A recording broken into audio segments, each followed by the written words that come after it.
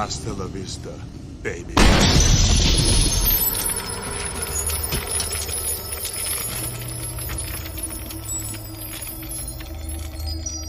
Terminator 2 is hailed as possibly the greatest sequel in history. I am not here to tear the movie apart. I'm a fan too, so put down the pitchforks. Even though I'm about to pick apart one scene in this movie, I still enjoyed it. We're just here about the science in one scene. Terminator 2, up to the iconic steel mill scene, is largely plausible. The only real fantastical thing in the entire movie is time travel to the past. Call me a classical Vulcan, but I dare say that time travel to the past is impossible. However, the steel mill scene, with its open ponds of molten steel, stretches credibility even more than time travel. We don't have much time. Some YouTube reactors refer to the molten steel as lava. Lava is natural molten rock and ores. Molten steel is referred to as, oddly enough, molten steel. Notice that as the truck enters the steel mill here, the ladle is composited right there at the entrance. Right there. Low to the ground, close to the entrance, where vehicles can drive by and have their paint jobs bubbled off. The set designers don't want you to forget that you're in a steel mill. Instead of just settling for a factory setting with an occasional sighting of steelworkers, there are impossible ponds of molten steel everywhere, leaking and dripping for no reason. And let's take a closer look at those catwalks, hovering directly above vats of molten steel. There is a catwalk over this ladle, but no human and few superheroes could stand there above the molten steel while it pours. Molten steel radiates intense heat. You see this volcanic magma? You can't stand near that much lava for long without safety gear, and lava is hundreds of degrees cooler than molten steel. Walking on a catwalk directly above would be impossible. We're talking skin peeling from your flesh, impossible. Even with protective gear, no. Okay, no steel mill has molten steel wishing wells. Now for that tanker truck. The liquid nitrogen spill should have killed Sarah and John. A typical 18-wheeler tanker truck used for transporting liquid nitrogen usually has a capacity of about 7,000 gallons. A gallon is 3.8 liters. Let's just say 4 liters. That's 26,498 liters, weighing 47,110 pounds, or 21,375 kilograms. That much liquid nitrogen spilled in a workplace, even with a large open entryway for ventilation, would still be dangerous. Here's what might happen. The liquid nitrogen would vaporize, expand, and displace oxygen. Liquid nitrogen expands rapidly, approximately 695 times its liquid volume. It would physically push the existing air out the doors so forcibly that you would actually feel an increase in air pressure. Imagine 695 tanker trucks in that area. That's how much space the contents of that truck will take up. This would significantly reduce the oxygen levels in the air, leading to asphyxiation. In fact, for a while, you would be hard-pressed to locate a molecule of oxygen in any single nook or cranny that's not behind a closed door. Like carbon dioxide, nitrogen is not toxic. You're breathing 78% nitrogen right now, and about 21% oxygen. Even though your body is about 3% nitrogen from food and drink, your respiratory system completely ignores the nitrogen in the air we breathe, much like it ignores carbon dioxide. Inhaling air with reduced oxygen levels, or in this case, almost no oxygen, can cause symptoms like rapid breathing, confusion, loss of consciousness, and death. The air would seem fine and fresh, but if Sarah and John tried to run out, they would have collapsed on the way. And if the Terminator didn't pick them up and carry them out to open air, they would die. Prolonged direct exposure to liquid nitrogen or its vapors could cause severe cold burns and frostbite to anyone nearby. Arnold was only a few feet away, and his flesh should have been frostbitten or cracked off. He may have also been operating below his temperature range. CPUs might like the cold, but not motors and tendons. Hasta La Vista, baby.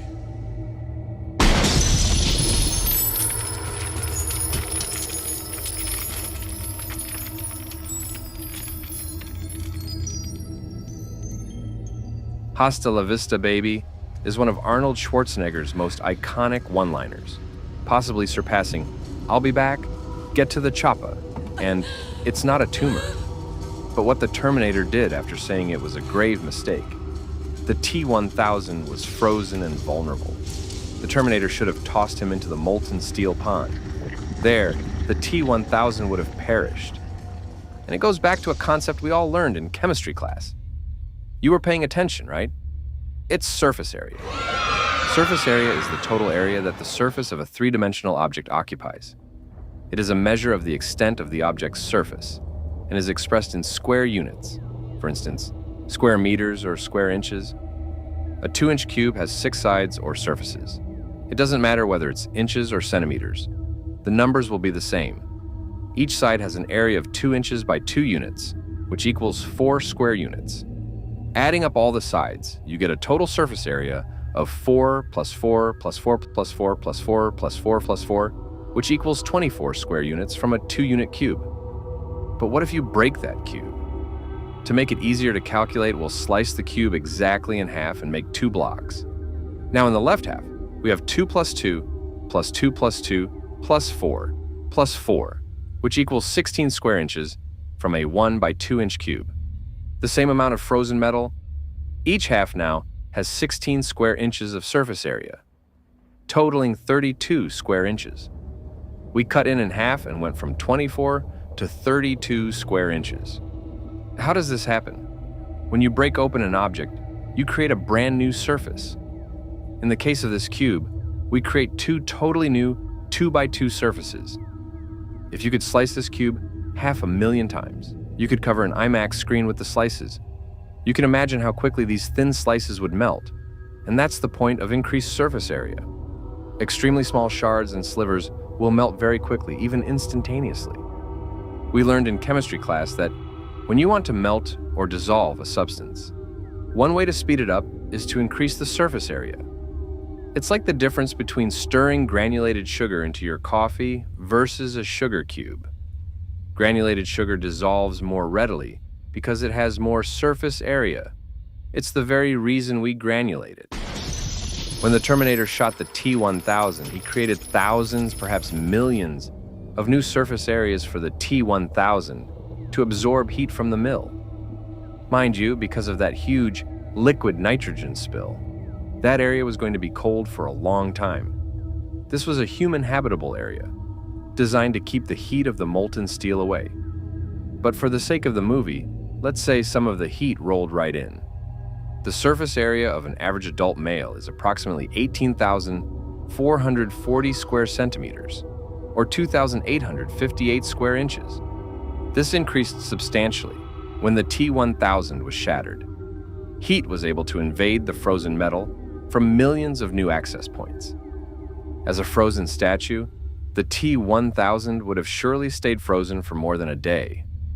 Anyone who has ever defrosted a turkey knows how long a big chunk of cold can stay cold. Breaking the T-1000 up like that sped the process, but they still had time to shove most of him, hopefully including his CPU, onto the molten steel instead of watching him reform. Or they could have run. I say onto the molten steel instead of into because steel is very dense and it's not like water. The T-1000 would have spattered and rolled on top like mercury. If he could take form and tried to stand, he would have sunk a little. There's a very slight danger that he could have arced himself out like a blob, but I'm guessing that once he thawed, his CPU would have quickly been operating way out of spec from the heat, and he would have crashed. More on that later. And just to drive home the point about how long it takes for cold to dissipate, let me share a personal experience. I live in the South, where the summers are notoriously hot. Recently, I had to defrost my freezer, and I threw ice onto the lawn by my driveway. This was in the middle of summer, with temperatures soaring. And yet, the next day I still found some ice remaining. So much so that I was afraid for my grass. That's how persistent cold can be, even in extreme heat. Now, let's go back to the T-1000 scene. He's lying on the floor, surrounded by puddles of liquid nitrogen. We've already established that liquid nitrogen creates a massive amount of cold. Its boiling point is negative 320 degrees. If there are puddles there, it's so cold, It's dangerous to even walk there. And here's the thing, cold air is denser than hot air. It will linger lower in the room. So while the hot air in the steel mill would be rising, the cold air from the liquid nitrogen would be clinging to the ground, creating a layer of intense cold. The T-1000 was essentially lying in vapors of super-cooled air, with even cooler liquefied air beneath. He was splashing through it. Just like my ice on the lawn, that cold wouldn't have just vanished instantly. It would have lingered, slowing down the thawing process, possibly for over a day. So, even with the increased surface area from the gunshot, the T-1000 was battling against a significant amount of residual cold. 7,000 gallons of liquid nitrogen will have a massive heat sink. Even though it's mostly vaporized, it has absorbed an enormous amount of heat from the room, leaving everything very cold. Thermal equilibrium. It takes a considerable amount of time for a large space to reach thermal equilibrium, especially after such a dramatic temperature drop. Supercooled surfaces. The walls, floor, and objects in the room will have absorbed the cold, and they will release that cold back into the air slowly. Nitrogen gas properties. Nitrogen gas is a poor conductor of heat, and the room is filled with it. This means it will take time for the room to warm up, even if there's a heat source. Localized heat versus ambient cold. Even if there's a localized heat source, like the molten steel nearby, the overall ambient temperature of the room will remain very cold for a significant period. So a rough estimate of thaw time. Initial cold. Immediately after the spill, the room would be dangerously cold, well below freezing. If you're there, you will suffer way more than frostbite. First hour.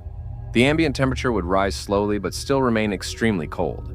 2 to 6 hours later, the room might warm up to a human habitable temperature, even with a heating system. By the way, the industrial heating system might not kick in if it's gas-powered because there is not enough oxygen. Supercooled materials. The objects and surfaces in the room would continue to release cold for even longer, potentially for many hours or even days, depending on their thermal mass. The T-1000, being a 60-liter, 15-gallon volume of metal, would be significantly influenced by the lingering cold of the room. Even if there's a localized heat source, the ambient temperature would remain cold, slowing the thawing process. The supercooled surfaces and the nitrogen gas would act as a constant source of cold, delaying the T-1000's recovery. Frankly, if John and Sarah weren't frozen to death and not deceased from asphyxiation, they would have plenty of time to escape or to chuck that T-1000 into the amazingly accessible molten steel. Believe it or not, there's more to pick apart in this scene, but I hope we all learned some things here. I certainly did. What are your thoughts? What did I miss? What did I get wrong? Hit me up in the comments. Until next time, keep learning from science fiction.